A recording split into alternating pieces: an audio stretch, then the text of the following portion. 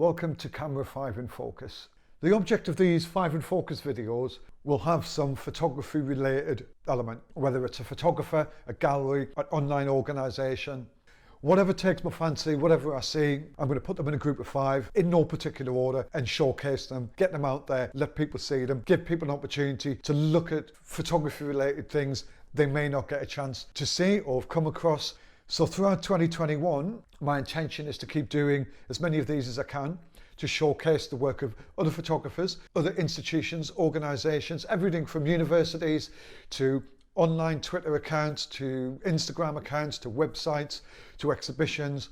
Just going to spread the word, get photography out there to people who may not have come across some of the people I'm featuring. Today I'm focusing on 5 photographers, a couple of photographers I know about and I love their work, a couple of photographers who I stumbled across.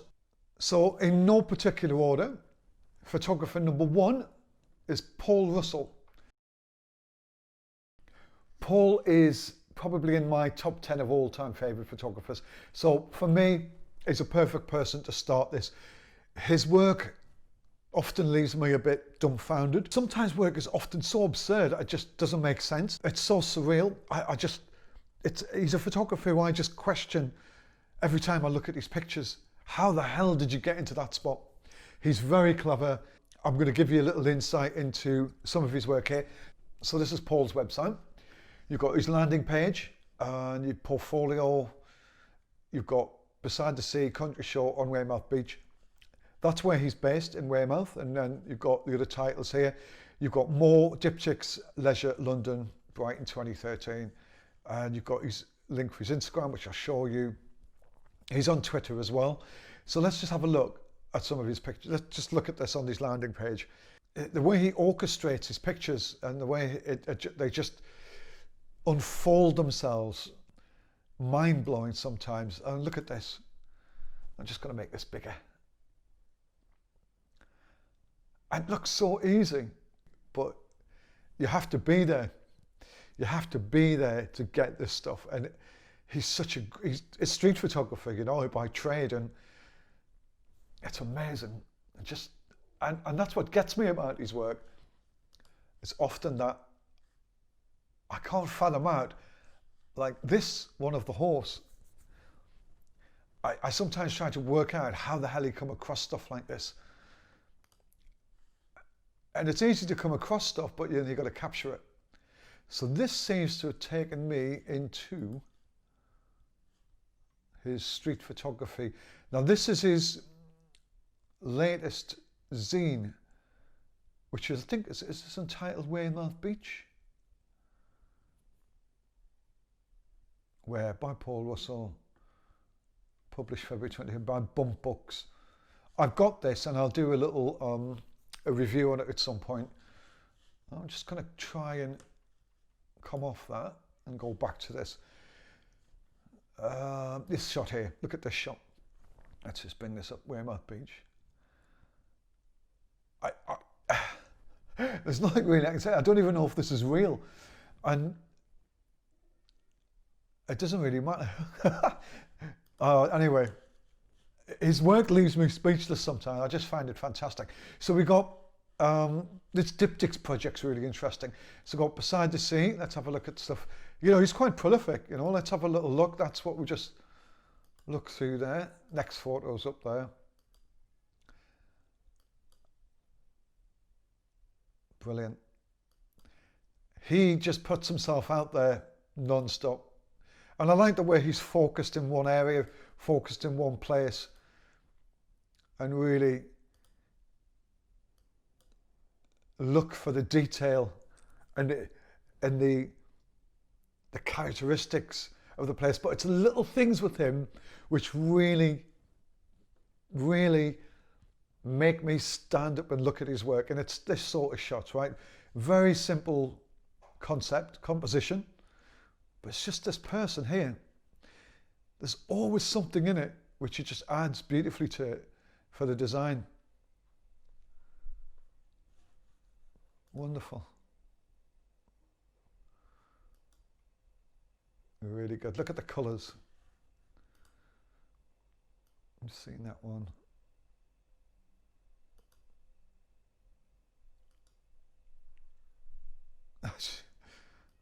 I wonder if he's waiting and stalking and looking and following people non-stop. That's good. So good. His use of design and depth of field and perspective with the planes, the foreground, the midground and the background is just phenomenal. There is a shot which I'm not really sure if it's in here, but it's one of my favourite shots. I'll go back to the home page. It could be, is it in the portfolio page? No, I want to see West Bay Days, could that be it? This is Broadchurch murder mystery, stories from the sea. It's gonna, what I was saying about his use of composition and perspective is phenomenal. I'm just going to go back to the home page. I mean, that's the shot here. This is in Bournemouth. It's fantastic. I've just looked at that. There's a shot he's done of somebody in the beach praying. Let's look at London.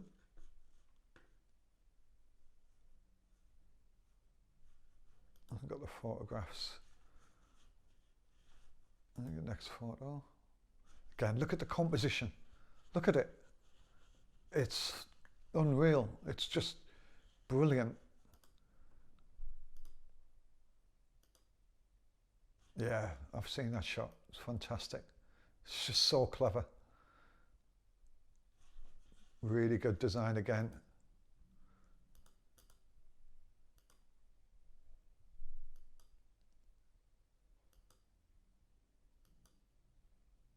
Brilliant. Makes it look so easy. This is the Bath shot, but what I want to, in fact, let's go back to that. These diptychs he did here, it says Brighton versus Bath. And what he's done is he's put two narratives together. They're actually changing on their own. In fact, let's look at the about. Photographing in Bath Spa and Brighton recently, I became interested in the city's different but overlapping psychographic profiles. To illustrate this, two growing sets of photos are presented at randomly generated diptychs designed to be viewed on computer monitors. He just pairs them and juxtaposes the pictures together as two narratives running at the same time in different places, which is really clever. Let's just go back to it. I'll just let some of these run. I'll just try and bring it up a little bit. I'll let some of this run for a few seconds. It's sort of like parallel universe, isn't it?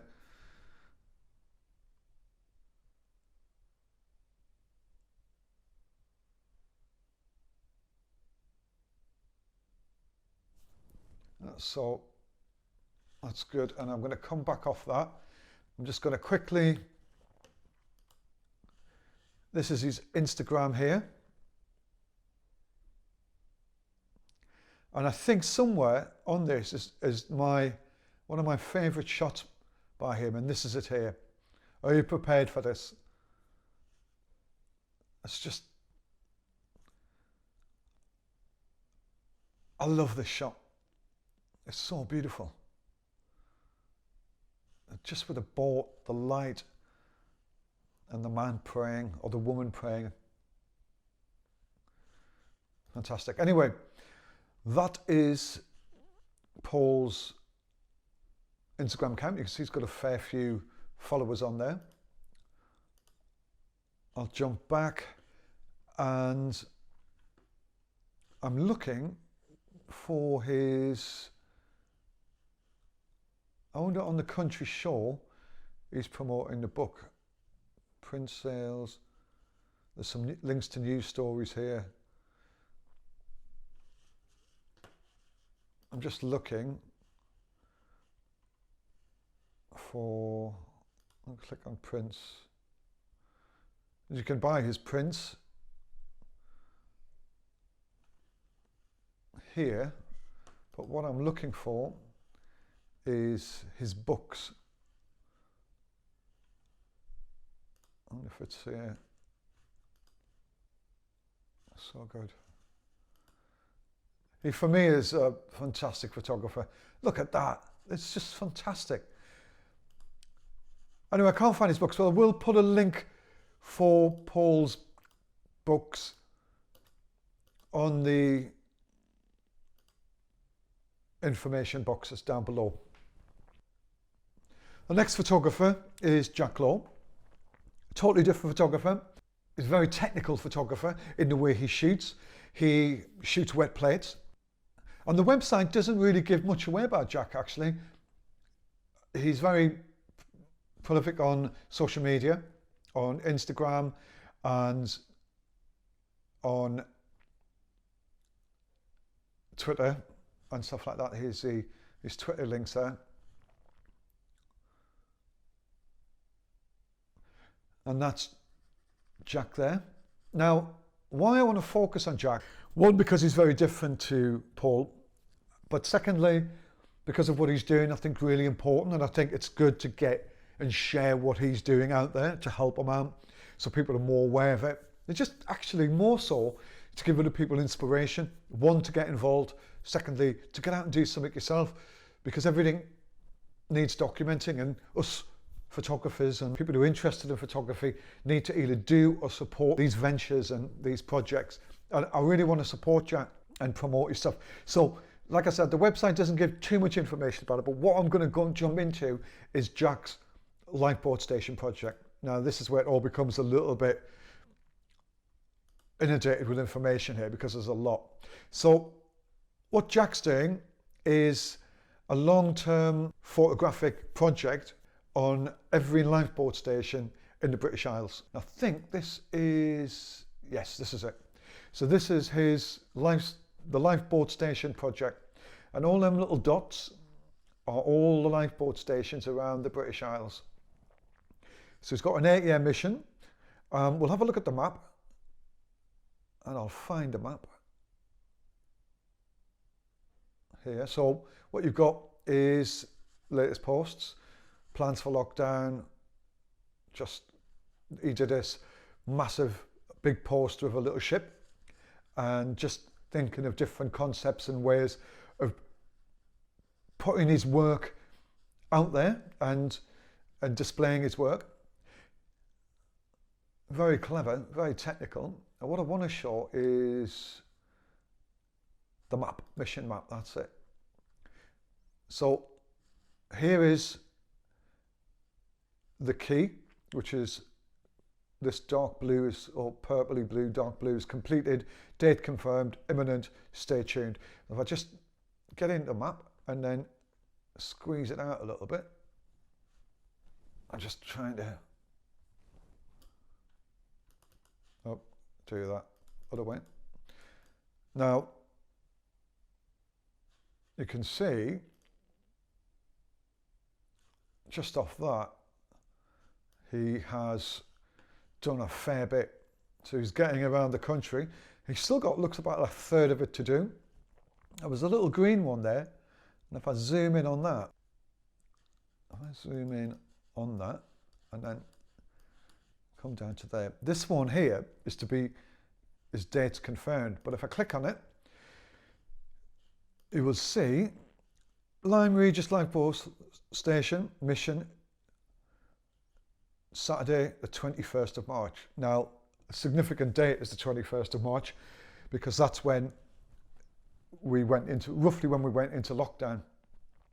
So I'm presuming that a lot of this project over this year has sadly been put on hold because Jack's unable to get around the country, which must be pretty tough for him, because he was really flowing with this, and he's almost sort of setting back a year. He does have a Patreon site, which I'll show you as well, where you can actually support him each month. And I'll just go back on that. Yeah. So the project consists of audio, small little films, a lot of sort of interaction with the communities who he's involved with, the lifeboat communities. This is a little bit about. He in the about section. That's the sort of camera. There's a lot of audio and stuff you can find, which is on Vimeo, which is sort of detailing and investigating what he does. And that's him there. That's his camera.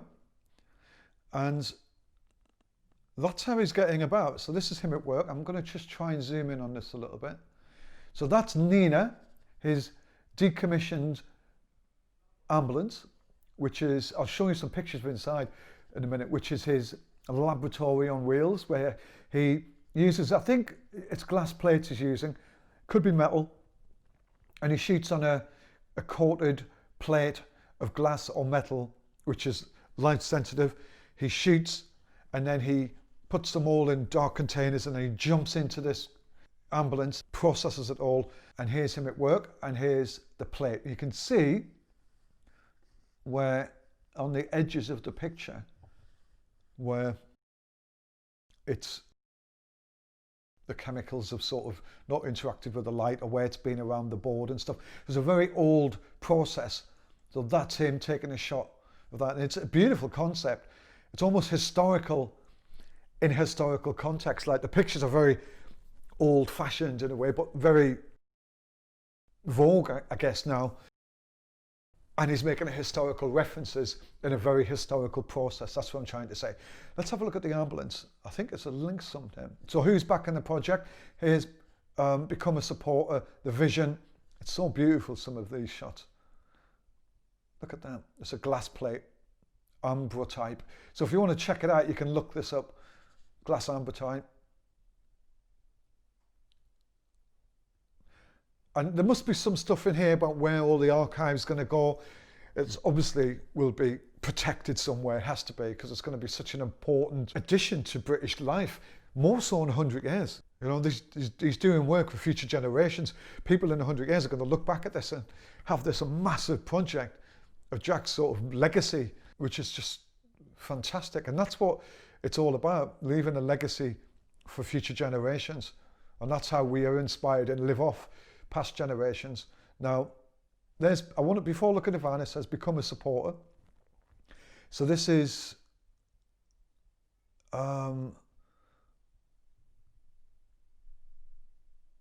right, so this is the Lifeboat. I think this is the Lifeboat station project. Yes, so this is the LSP Society. Yes, that's what he's called it. So he's called the LSP Society, which is the Lifeboat Station Project Group. And if you wanted to join it, you look at that. So here's his tiers, where you can pay £3 a month, and it will cost you £36 a year to help him out. And you can pledge monthly sums. And this will all go through to his working costs for the van, his ambulance to take it around the country, and his general upkeep of chemicals and stuff. It's a very costly process, this, not just putting petrol into the ambulance and driving off, but he's got to eat, he's got to survive, he's got to sleep. Chemicals, plates, glass, all cost money. So here's what you can do to get involved.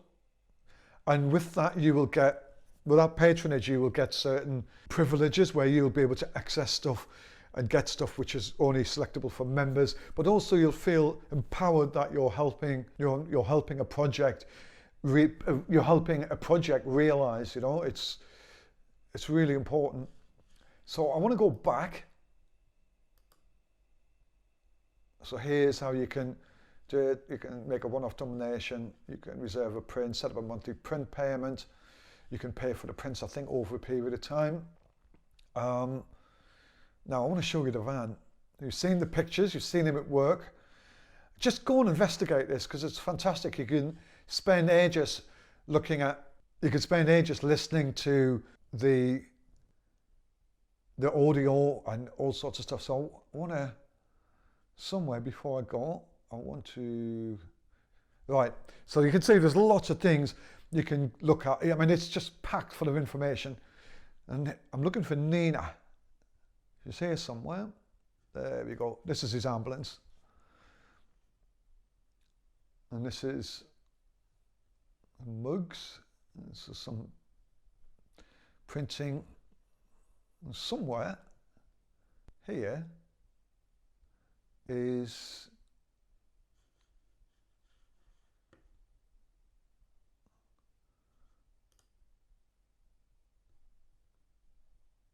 you can buy some of the prints. I'm still on the wrong page here. I'll just go back. It doesn't matter. I'm showcasing his work, and that's what matters. It doesn't matter if I'm a bit lost. I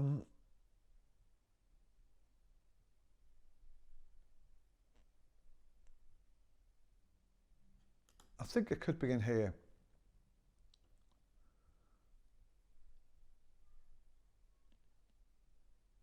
So you can, there's lots of different questions and talking about how it was funded.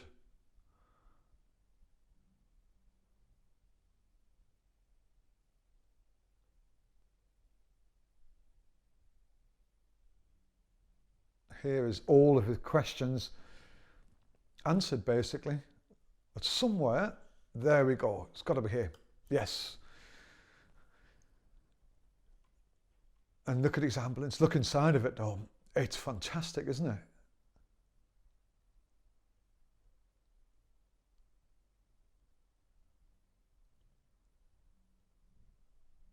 So yeah, there's his ambulance.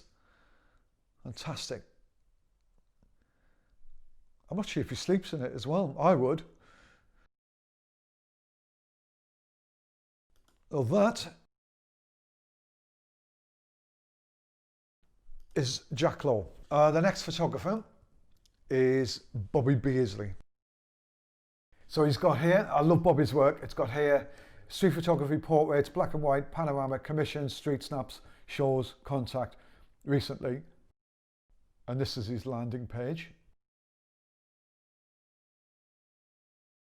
He's a very intriguing photographer, is Bobby.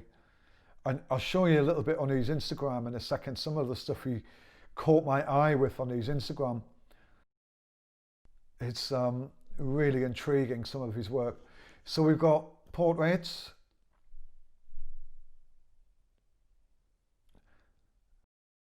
a little bit of Bruce Gilden there, but if you're familiar with Bruce Gilden's work, these look a lot happier than Bruce Gilden's work.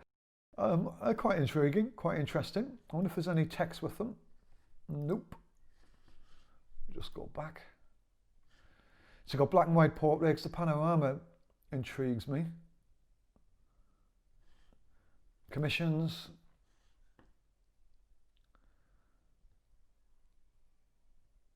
It's interesting, this is very different to his style of work, which I got to know his work by. This is more like the Bobby Beasley. I got to realise when I kept sort of spotting this work on Instagram just popping up in places, and I was like, what on earth, it's wonderful. Some of his shows here. It's back on panoramas, I'm waiting for the shows to kick in. Yeah, Bobby Beasley photographic exhibition. I'll just zoom on this. Kingston Art Gallery. I'm not sure where Bobby's based actually, because there isn't an about. He's very elusive, Bobby.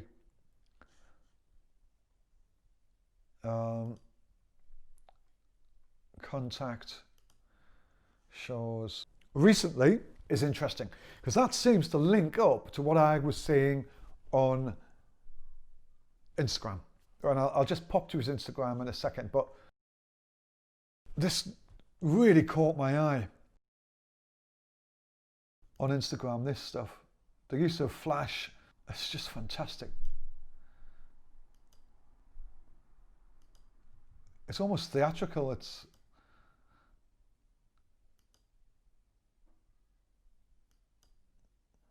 very, really nice play on flash and available light. I presume that's flash because it's almost dark. Really interesting.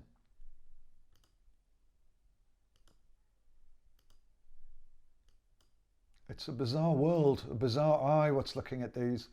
I love the interference with the light and the way it interferes with objects and plays with your mind a little bit. It's almost like stage key lighting, if that's a saying. I want to go onto his Instagram. I'm just going to go back into contacts, and this is this is Bobby on Instagram. So one of the shots which really, like, stuff like that, one of the shots which really caught my eye is further down here. Look, I mean, that goal is brilliant. I mean, I don't know. It's so good. It's so good. It's definitely worth a look, Bobby. He makes me chuckle. I love that. I love that. That's one of the shots which caught my eye. And, you know, he's really, really challenging and twisting perspective and narrative here. I love it. I love it. It's fantastic. Anyway, give Bobby a shout. I'm still looking for that picture which caught my eye. There was one shot he did which I was just mind blown by it, and I can't find it. Let's check that out. Brilliant.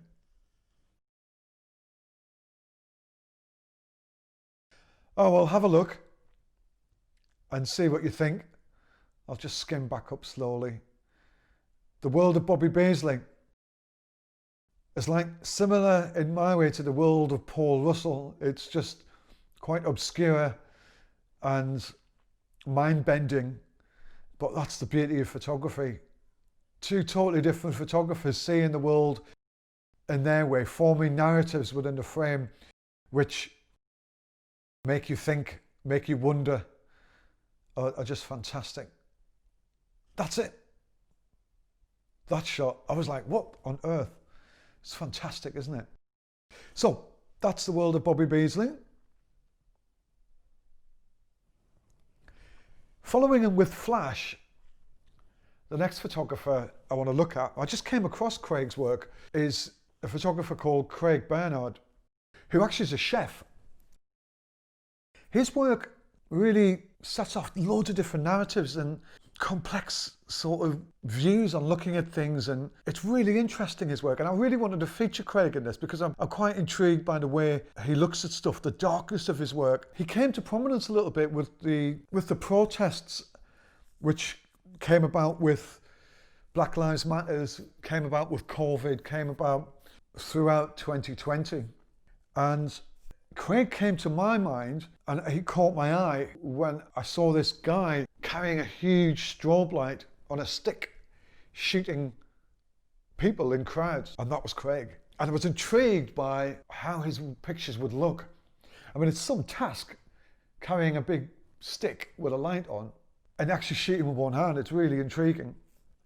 But I was intrigued to find out what his pictures were like, and I thought, oh, they're just going to be like run-of-the-mill. Is he going to be run-of-the-mill?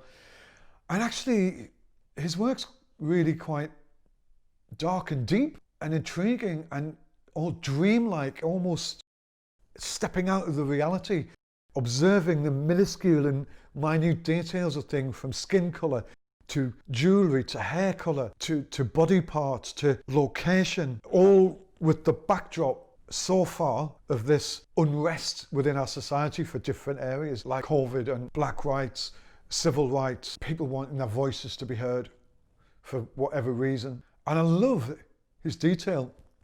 I love his focus. And going back to the camera, this is him there. Actually, where is he? He is there. Yeah, look at that. That takes some muscle. And determination to do that. But I think this camera broke down, or it broke or something, and he's got to carry the battery pack as well. And some kind souls, Angela Bailey, set up a fundraiser to get him his kit back, and he raised enough money to get a new kit to get him back out in the street. Because he's not a full-time photographer, and like many photographers, became victim to COVID in terms of work and employment, and this helped him out, and I was really pleased to see that. I'd love to promote his work, I'd love to help him get out there. You know, I can only applaud somebody who's out there trying to do stuff differently, but actually just getting out there, and especially carrying that sort of kit. The most important thing is his pictures, and I just find some of the detail really intriguing. Let's just have a look at this. It's almost like dreamlike. He's put in the context of the situations in another reality, and I love that. I think it's really challenging. Look, almost feels like it's indoors. I love. I roughly can see the techniques he's shooting on.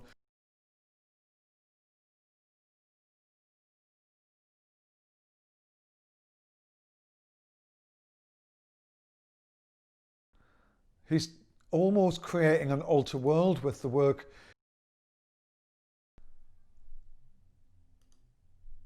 They're very interesting and surreal. And this is almost a diptych, isn't it, with the guy? I presume that's his ear, and it's a lovely perspective, Craig. I really like this, and I would love to see how you're going to progress with this.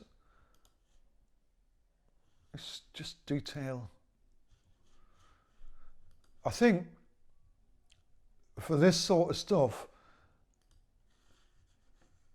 and looking at stuff like this, there's definitely got to be some commissions here from him. I can see him taking this concept into a commercial aspect, definitely, and he should, and good on you, mate, for doing it. So I want you to be aware of it. I want you to go onto his website. Sorry, he hasn't, oh, hang about, what's that? Oops. I can't find a website. I'm just going to click on that. Love it. It's really good. I love the way he's doing stuff. Brilliant. Love it. So, yes, I was going to say, I can't find his website because he seems only to be on Instagram, which is fair enough. And it's interesting that, because I'm looking at a lot of websites and I find a lot of people are neglecting them. I'm finding people are more concentrated on Instagram, and maybe I'm out of touch a little bit. Maybe Instagram's the way to go, but I do feel the website is the foot in the door for Instagram and who you are. And I think Instagram's good for certain things, but I think a website will really showcase who you are. It will give you more depth and a little bit further beyond the story with some of your work. And I think it's important. And I find a lot of people neglect their websites in terms of what sort of information they're putting on. And I'm not talking about anybody today who I've looked at so far, just in general. It's really important to get your website in a good running order, so it's very up to date with what you're about, especially if you're a working photographer who's out there doing it.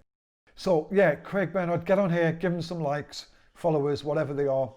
Well done, Craig. I love this stuff. I'm going to follow this a little bit, and I can see something coming out of this for you at some point.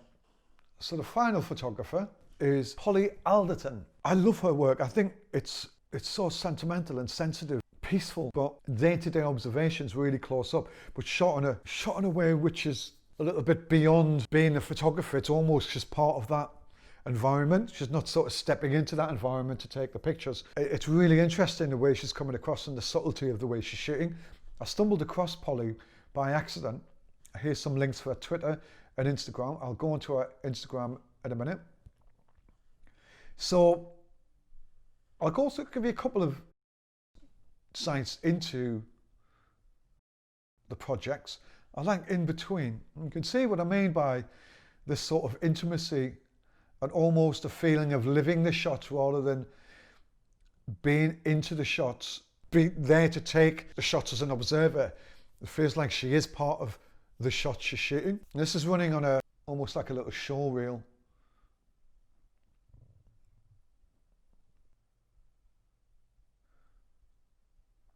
I love these. I'll just pause that and then I'll go back to work. Christmas. I'm going to Does Your Daddy Have a Gun? Have a look at some of these. Now there's text here which is really good. The fact that she's introducing the pictures and stuff.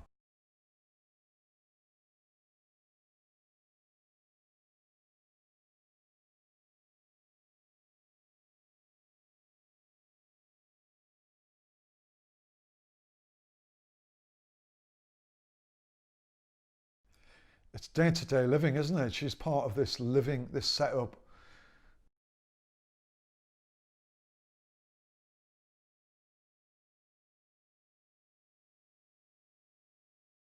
I think you should check out some of this. I presume this is Polly as a kid. It's lovely.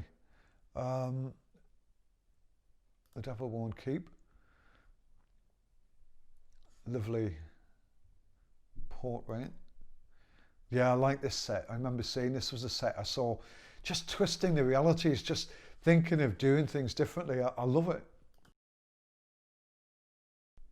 Just twisting the whole sort of just extending on the day-to-day stuff, just taking it out of shape a little bit and playing with it and mixing it. It really inspires me. I'm looking at stuff every day and thinking, you know, how can I change things? What is it I want to change? How do I change it? Asking yourself questions of documenting. How do you document day-to-day stuff and make it stand out and different? What am I looking for? Where am I going with it? It's just, look at that. These are superb, really are superb. I love the reality of this. The childhood, family. This is just beautiful, man. They're so good. I'm really inspired by these as documentary pieces.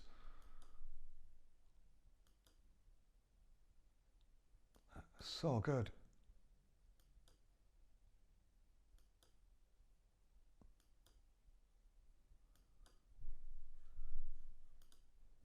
So you can buy a print here. You can check her Instagram, Dolligan5. She does have Polly Anderton as well. She's got two websites. This one's got like 30,000 followers. The other one, Polly Anderton, I'm not really sure why she's got two websites. She's got some great pictures on that. Look at that.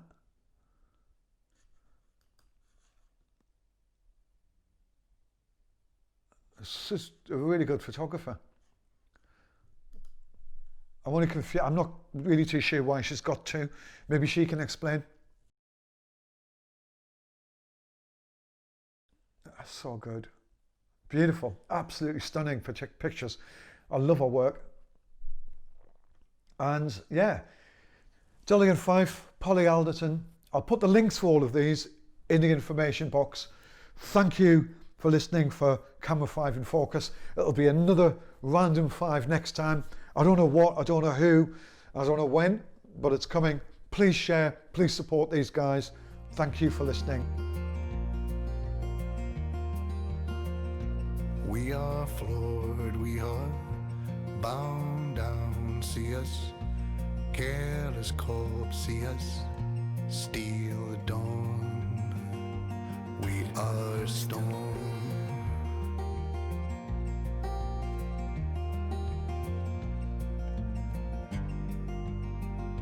We are storm.